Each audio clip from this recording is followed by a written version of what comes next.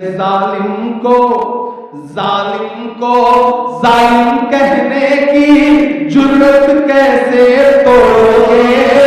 چھت توڑو گے لیکن میری ہمت کیسے توڑو گے؟ سنیں گے ناظرین عمران رضا بری کی نظم سے پہلے بتا دو دوستو، دیش بھر میں شکچھا پر کام کرنے والے موٹیویشنل اسپیکر منور الزماں کو پولیس نے کیا گرفتار۔ منور الزماں سمیت 3 لوگوں پر دھارمک بھاوناؤں کو ٹھیس پہنچانے کا آروپ لگایا۔ چلیے پہلے سنتے ہیں عمران رضا بری کی نظم۔ تو آپ سے گزارش ہے ویڈیو کو لائک کیجیے اور چینل کو ضرور سبسکرائب کیجیے۔ ایک طرف مغرور حکومت کے ظالم بلڈوزر ہیں، ایک طرف مغرور حکومت کے ظالم بلڈوزر ہیں، ایک طرف کچھ مظلوموں کے سہمے چھپر ہیں۔ ایک طرف مغرور حکومت کے ظالم بلڈوزر ہیں، ایک طرف کچھ مظلوموں کے سہمے چھپر ہیں۔ ظالم کو اب تیار رہنا پرونی والوں، پہنچے آپ کی تالیوں کا شور دلی تک کہ ظالم کو ظالم کہنے کی جرت کیسے توڑو گے؟ چھت توڑو گے لیکن میری ہمت کیسے توڑو گے؟ میرے ہندوستان سے میری نسبت کیسے توڑو گے؟ نسبت کیسے توڑو گے؟ اور آخری وقت ہے اس مشاعرے کا، جاتے جاتے ایک نظم آپ کو سناتا ہوں۔ ہاں ساری سنا دوں گا، ہاں لیکن ایک نظم پہلے سنا دوں پھر آپ کی فرمائش پوری کرتا ہوں۔ جی ایک بات بہت دل سے یہاں تسلیم کرتا ہوں، اور طبی ندیم بھائی نے بہت اچھی بات کہی جب کیسر خالد صاحب، ڈاکٹر قدیر صاحب اور عمران پرتاپ گڑھی کے بارے میں وہ بول رہے تھے۔ میں تو آپ جیسے گاؤں سے آیا ہوا ایک عام سا لڑکا ہوں، اتنا آپ کو یقین دلاتا ہوں کہ اگر میرے جیسا کوئی لڑکا ہندوستان کی پارلیمنٹ میں پہنچ سکتا ہے تو یہاں بیٹھا کوئی بھی نوجوان دیش کی پارلیمنٹ میں پہنچ سکتا ہے۔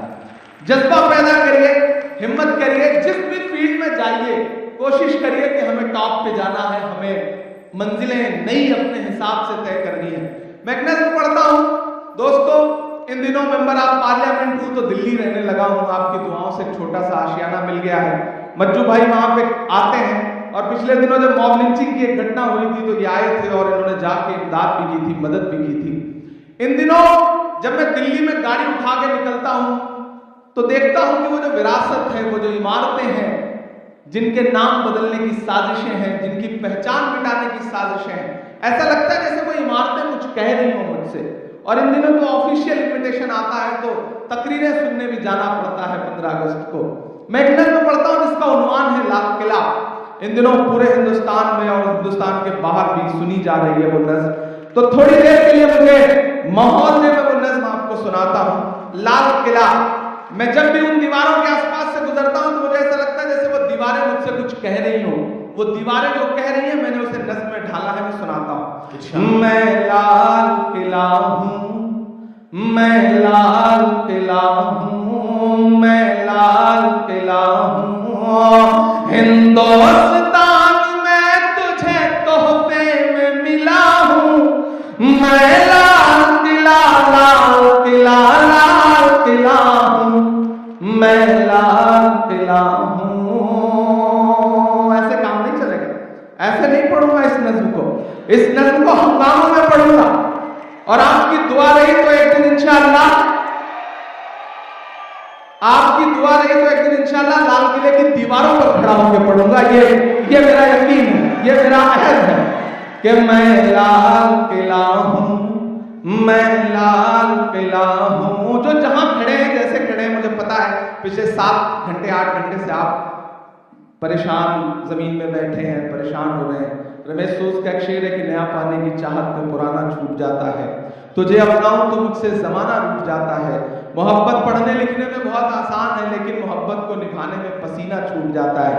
میں جانتا ہوں آپ بیٹھے ہوئے ہیں لیکن آپ کی محبت کو سلام، آپ کی اردو دوستی کو سلام، آپ کی شاعری کے لیے मोहब्बत दिल में उसको सलाम। ये जो साथी, आप बैठ जाओ, ये भाई को बिठा लो, इन्होंने तो कपड़े भी पिंक कलर के पहने हुए माशाल्लाह। मैं लाल किला हूँ, मैं लाल किला हूँ, हिंदुस्तान में तुझे तोहफे में मिला हूँ। मैं लाल किला, लाल किला, लाल किला हूँ, मैं लाल किला हूँ कि मेरे बनाने वाले से नफरत भी है उनको और मेरी दीवारों से मोहब्बत भी है उनको।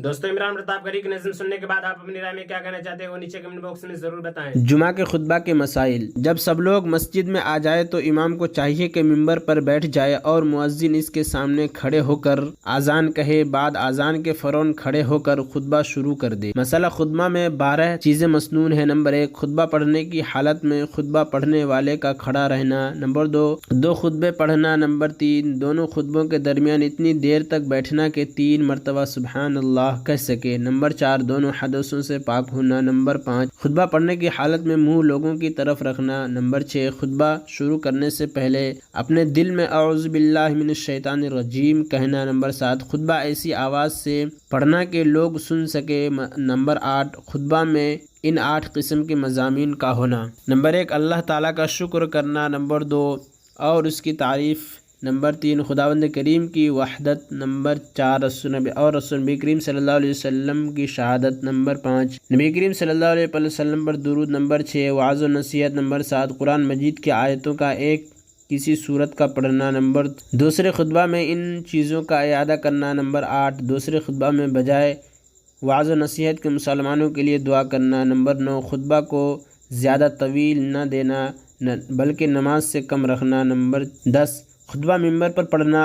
अगर मिंबर ना हो तो किसी लाठी वगैरह पर हाथ रख कर खड़ा होना और हाथ का हाथ पर रख लेना मक़बूल है। नंबर 11, दोनों खुतबों का अरबी ज़बान में होना। नंबर और किसी ज़बान में खुतबा पढ़ना या उसके साथ किसी और ज़बान के अशार मिला देना खिलाफ सुन्नत मुक़्क़दा और मुकरूह तारीमी है। नंबर 12, खुतबा सुनने वाले को क़िबला रू होकर बैठना। खुतबे में नबी करीम सल्लल्लाहु अलैहि वसल्लम के आल व असहाब, अज़वाज मुतहहरात, खुसूसन खुलफा शुहदीन और हज़रत हमज़ा अब्बास रज़ियल्लाहु अन्हुम के लिए दुआ करना मुस्तहब है। बादशाह इस्लाम के लिए भी दुआ करना जायज़ है। मसला, जब इमाम खुतबा के लिए खड़ा हो इस वक्त से कोई नमाज पढ़ना या आपस में बातचीत करना मकरूह तहरीमी है।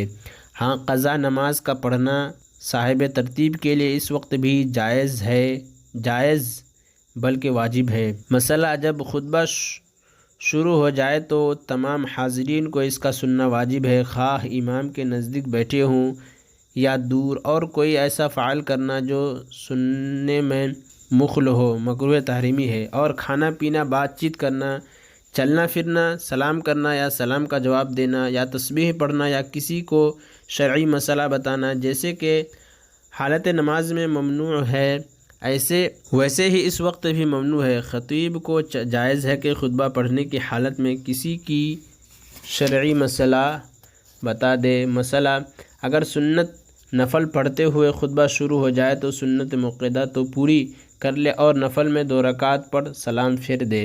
मसला, दोनों खुतबों के दरमियान में बैठने की हालत में इमाम को या मुक़्तदियों को हाथ उठाकर दुआ मांगना मकरूह तहरीमी है। रमज़ान के आखिर जुमा के खुतबा में विदा व फ़िराक़ के मज़ामीन में पढ़ना नबी करीम सल्लल्लाहु अलैहि वसल्लम और उनके असहाब रज़ियल्लाहु अन्हुम से मनक़ूल नहीं है।